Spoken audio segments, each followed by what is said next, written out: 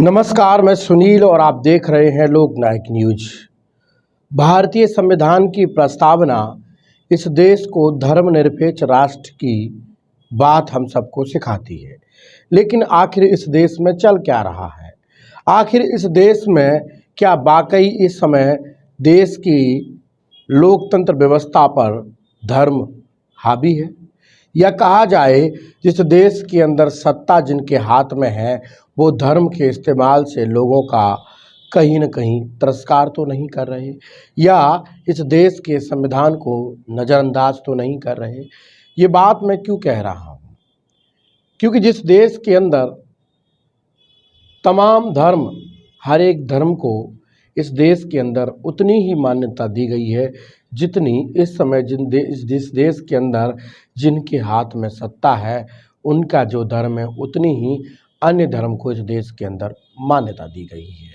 लेकिन आप सोचिए, एक तरफ तो देश के प्रधानमंत्री विदेशों में जाकर ये कहते हैं कि मैं उस बुद्ध के भारत से आया हूँ, मैं बुद्ध के भारत से आया हूँ, और देश भर में विदेशों से बुद्ध धर्म के नाम से शासकीय फंडिंग जो मिलती है उसको लेकर अपने देश के अंदर लगाते हैं प्रगति के लिए। और उसी देश के अंदर बाबा साहब डॉक्टर अंबेडकर की उन 22 प्रतिज्ञाओं को इसके राज्य सरकार के, दिल्ली राज्य सरकार के मंत्री राजेंद्र पाल गौतम अगर दोहराते हैं तो उनको मंत्री पद से इस्तीफा देना पड़ता है। देश भर में हाहाकार मच जाती है कि मानो हिंदू धर्म पर बड़ा खतरा मंडरा रहा है। लेकिन हम लोकतांत्रिक देश में जी रहे हैं, जिसमें हम एक धर्मनिरपेक्ष राष्ट्र में जी रहे हैं, जिसमें तमाम धर्मों को समान मान्यता दी गई है।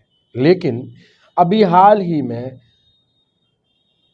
अयोध्या पीठ के स्वामी परमहंस जी ये कहते हैं, अगर कोई राजेंद्र पाल गौतम का सर काट कर लाएगा तो हम उसको 50 लाख रुपए इनाम देंगे। इन्होंने हिंदू देवी देवताओं की मान्यता को कहीं न कहीं ठेस पहुंचाई है, इन्होंने हिंदू धर्म को ठेस पहुंचाई है।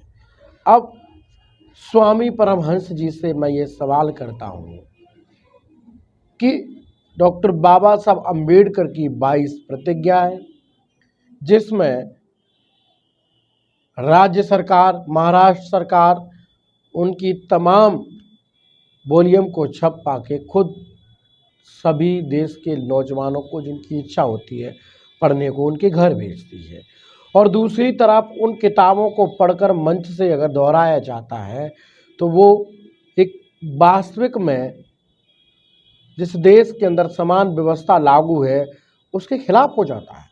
आप सोचिए, आखिर इस देश के अंदर चल क्या रहा है? फतवा लागू कर दिया जाता है, 50 लाख रुपए सर काट के लाओ, इनाम ले जाओ।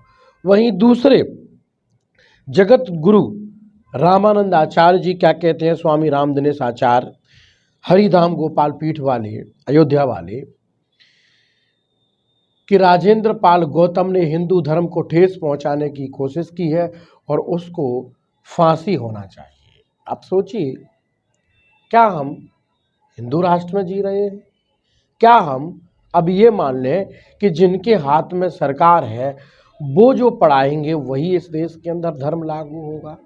क्या हम ये मान लें कि डॉक्टर बाबा साहब अंबेडकर एक बात कहा करते थे कि अगर संविधान कितना भी अच्छा हो, अगर इसको अमल में लाने वाले लोगों की नीयत साफ होगी तो ये निश्चित ही बुरा साबित होगा, या संविधान कितना भी बुरा हो, इसको अमल में लाने वाले लोगों की नीयत ठीक होगी तो निश्चित ये संविधान बहुत अच्छा साबित होगा। अब अमल में लाने वाले लोगों के दिमाग में चल क्या रहा है? आप सोचिए, इस देश के अंदर बगैर कानून पारित किए कानून बन जाते हैं। अब देख रहे हैं आप, लगातार कोई अपराध हुआ, वो अपराधी सिद्ध नहीं हुआ अपराधी है भी कि नहीं, उसके घर पर बिल्डोजर चला दिया जाता है। ये कौन सा कानून है? ये असल में कानून नहीं है, ये एक राजाशाही तानाशाही शासन है।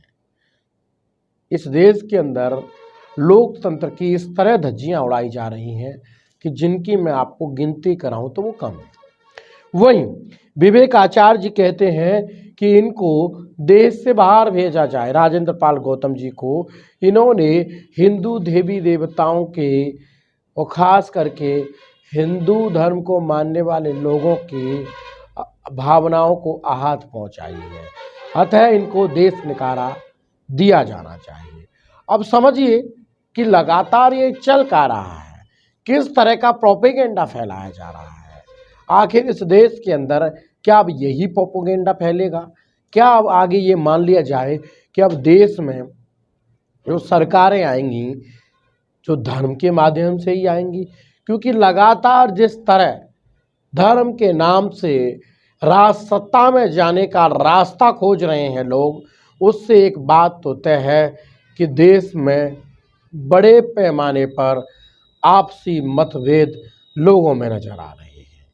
क्योंकि क्या हम उसी भारत राष्ट्र में जी रहे हैं जो समता, स्वतंत्रता, बंधुता का पाठ पढ़ाता है?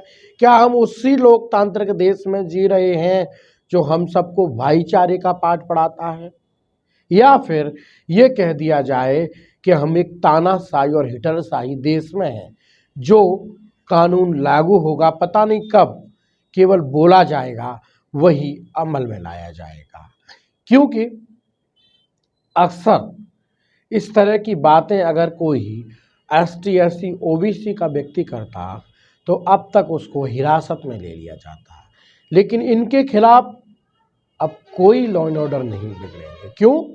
क्या ये लॉ एंड ऑर्डर भंग करने वाली बात नहीं है कि 50 लाख रुपए लाओ और उसका सर काट के ले 50 लाख रुपए ले जाओ, सर काट के लाओ, इनको फांसी दे दी जाए या इनको देश से भगा दिया जाए? इससे लॉ एंड ऑर्डर नहीं भंग होता क्या? इससे लोगों की भावनाएं आहत नहीं होती क्या? लेकिन देश में जिनकी सत्ता है वो वास्तविक लोकतांत्रिक को दरकिनार करते हुए एक हिटलरशाही सत्ता देश के अंदर काबिज करे हुए हैं। अब वीडियो अच्छा लगा हो तो अपनी प्रतिक्रिया कमेंट बॉक्स में जरूर दीजिए। अगर आप ये वीडियो फेसबुक पर देख रहे हैं तो लोकनायक न्यूज़ चैनल को फॉलो कर लीजिए और शेयर कर दीजिए। और वहीं अगर आप ये वीडियो यूट्यूब पर देख रहे हैं तो चैनल को सब्सक्राइब कर लीजिए, लाइक कीजिए और शेयर कीजिए। धन्यवाद।